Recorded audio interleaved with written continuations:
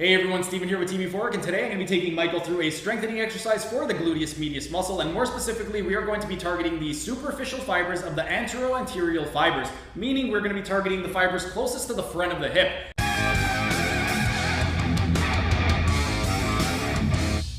For the setup position, you are going to be in a side lying position, and with the bottom arm, you can go ahead and just rest it underneath your head. Then the bottom leg, that's going to be the stationary leg that we're not working. You want to flex it to 90 degrees, and then with the upper arm, you want to go ahead and grab the knee to maintain the retroversion of the pelvis. In terms of the spine, we want to maintain retroversion of the pelvis. We got a flat lumbar spine, flat thoracic spine. Michael's going to keep his chin tucked in, and then from here, next thing to do is set up the leg. Because we're focusing on the anterior fibers, specifically the antero-anterior fibers, we want to go into hip extension or at least neutral.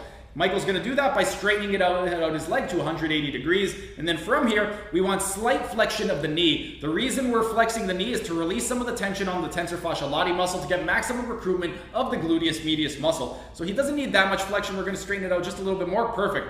Then to target the superficial fibers, we want to create more myofascial tension in the lower extremity, and to do that we're going to go into pseudo-inversion of the ankle. So Michael's going to go into dorsiflexion by pointing his toes toward his head, and then inversion of the ankle by pointing the sole of his foot down toward the ground. That's the setup position. All that's left is the execution. For the execution, I'm going to have Michael bring his heel toward the sky. So he's going into abduction of the femur. He doesn't want to lose the retroversion of the pelvis, and he wants to maintain that extension. So Michael, just bring your leg back a little bit more. Perfect.